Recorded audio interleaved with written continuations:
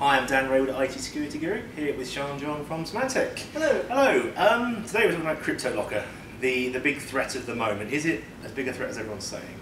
It's definitely creating a lot of noise out there. There's a large amount of instances, and it's suddenly been a surge in the last few weeks. I mean, in terms of the number of infections, the widespread amount of customers we're seeing being infected.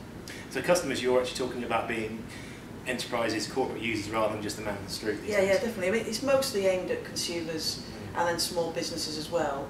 And they tend to be the people that are most affected by it. But a lot of enterprises begin to see infections hit them now. Most of them are actually getting blocked because enterprises have good, much stronger security in place. So it's not necessarily having a big impact.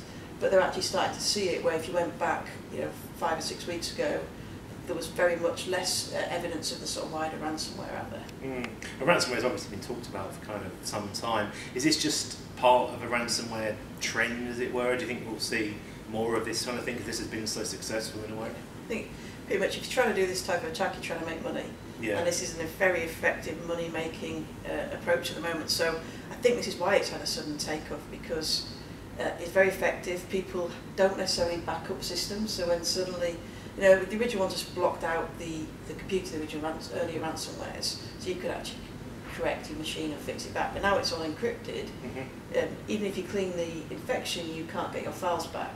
So therefore, if you haven't backed up, which most people don't, particularly on the consumer side, if you haven't backed up, that's all your files gone. So therefore, it's a very effective way of using people's emotional strings to pay, particularly if it's all their photos or anything like that. The music and whatever, Yeah. they don't want to lose. So maybe the solution is regular backups, and how would you recommend people back up to try and be on the safe side?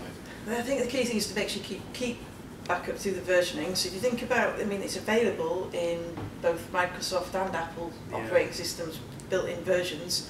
I would say at least weekly, because then at least you've only lost a week's worth of files.